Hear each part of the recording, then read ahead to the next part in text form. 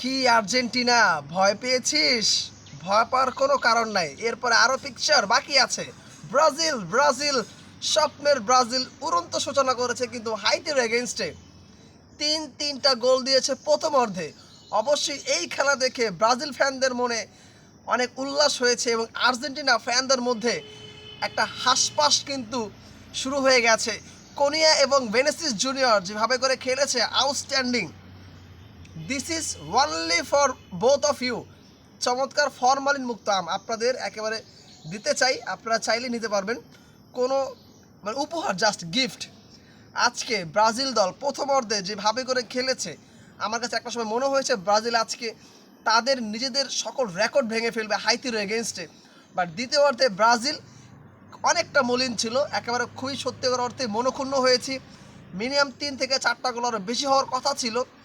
Brazil striker অভাব এবং ফিনিশারের অভাবে কিন্তু শেষ দিকে 2 থেকে 3টা গোল মিস করেছে। বাট পুরো গল্পটা কিন্তু সাজিয়েছে আজকের হিরো।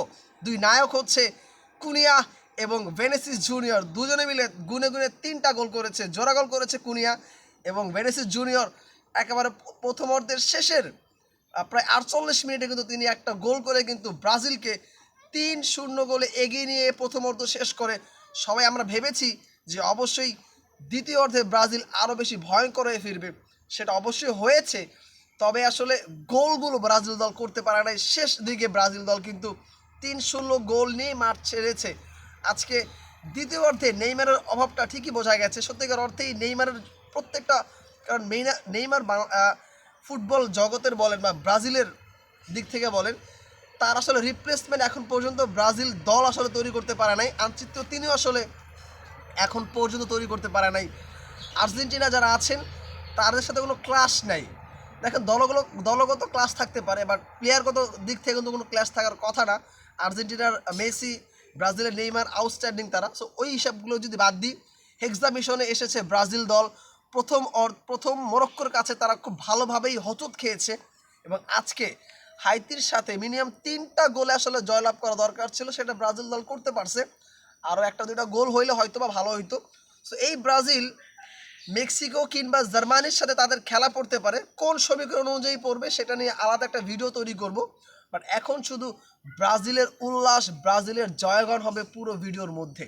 দেখেন, যখন ব্রাজিল মরক্কোর সাথে হারলো তখন আর্জেন্টিনা ফ্যান যারা ছিল তারা আসলে যে যার মতো করে কিন্তু ব্রাজিলকে একেবারে সাবান ছোড়া সারা ধুইয়ে দিয়েছে। বাট আজকে ব্রাজিল সেই প্রতিশোধটা নিয়ে দেখিয়েছে যে তারাও আসলে পারে। আর্জেন্টিনা পুরো 90 মিনিটে 3টা গোল নিয়েছে, ব্রাজিল 40 মিনিটে তা করে দেখিয়েছে। পরবর্তীতে আসলে ব্রাজিলের নেওয়ার আর প্রয়োজন মনে করে না, তারা নেয় নাই। এত গোল আসলে ব্রাজিলের দরকার নেই। দ্যাটস ওয়াই তারা আর কোনো গোল দেওয়ার প্রয়োজন মনে করে না। জাস্ট হাইতিকে পোলাপান মানুষ যাতে কান্নাকাটি না করে, দ্যাটস ওয়াই তারা আসলে হাইতিকে ওই জায়গাটা সম্মান করেছে। সো ব্রাজিল হারায় যায় নাই। ব্রাজিল হেক্সা মিশন কমপ্লিট করার জন্যই এসছে এবং সেটা ব্রাজিল করে দেখাবে। এই কথাটা অবশ্যই আপনাদের মাথায় রেখে পরবর্তী ম্যাচগুলো দেখবেন। এবং ব্রাজিল সত্যিকার অর্থেই আনচেত্তিও তিনি কিন্তু একটা কথা বলেছে যে আমরা নেইমারকে রেখেছি আমাদের দলের কোয়ার্টার, মানে রাউন্ড 32, 16, কোয়ার্টার, সেমি ফাইনাল এই ম্যাচগুলো খেলার জন্য। প্রথম রাউন্ডে নেইমারকে আমরা নামাচ্ছি না। সো হয়তো বা সেই কাজটাই হবে, কারণ অলরেডি ব্রাজিল দল গ্রুপ চ্যাম্পিয়ন হয়েই কিন্তু পরবর্তী রাউন্ডে যাবে। ব্রাজিল 2 ম্যাচ খেলে তারা এখন পয়েন্টস টেবিলের শীর্ষে আছে 4 পয়েন্টস নিয়ে। দ্বিতীয়ত মরক্কো আছে। শেষ ম্যাচটা কিন্তু ব্রাজিলের হবে হচ্ছে স্কটল্যান্ডের সাথে। সো স্কটল্যান্ডকে একেবারে ধসিয়ে দেবে ব্রাজিল, এইটা নিশ্চিত। কারণ স্কটল্যান্ড মরক্কোর সাথে আজকে ম্যাচ হেরেছে। সো এই স্কটল্যান্ড আর ব্রাজিলের যে খেলাটা, সেই খেলায় ব্রাজিল আরও বেশি ভয়ঙ্কর হয়ে ফিরবে, সেই আশা ব্যক্ত রেখে ভিডিওটা শেষ করছি। আরও একবার বলে যাচ্ছি, কিরে আর্জেন্টিনা ভয় পেয়েছিস?